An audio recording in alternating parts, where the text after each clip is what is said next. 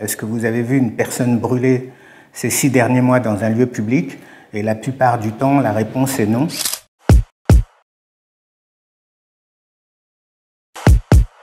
Burn and Smile, c'est une association qui lutte contre l'isolement des personnes qui sont brûlées et les aide à se resocialiser. Comment est m'est venue l'idée? Elle est venue d'un échange avec Françoise Firmin, qui est ma chirurgienne qui me suit depuis l'âge de 9 ans.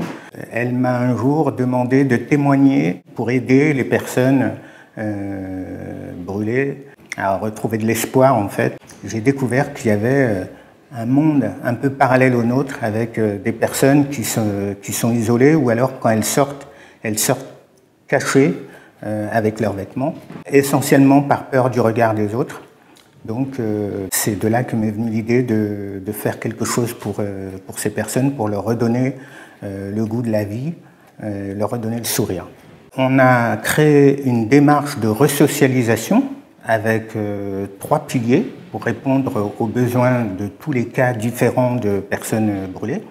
Le premier pilier de cette démarche, c'est de créer une communauté qui permet à tous les brûlés qui viennent de pouvoir trouver de l'aide, de pouvoir échanger. Le deuxième pilier, c'est le pilier de la reconstruction de l'estime de soi.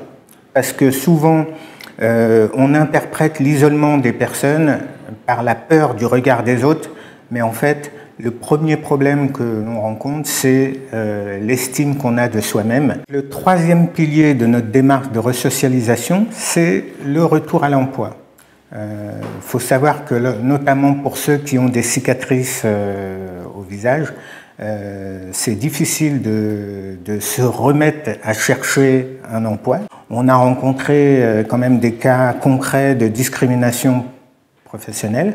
On s'est dit que c'était important d'accompagner les personnes brûlées pour qu'elles retrouvent un emploi parce que c'est l'élément principal pour se complètement réinsérer dans la société.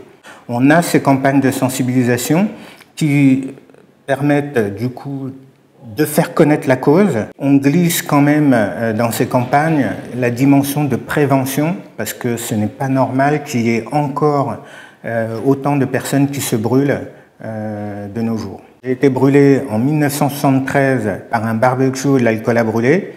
Aujourd'hui, il y a encore des enfants qui se brûlent de cette manière-là.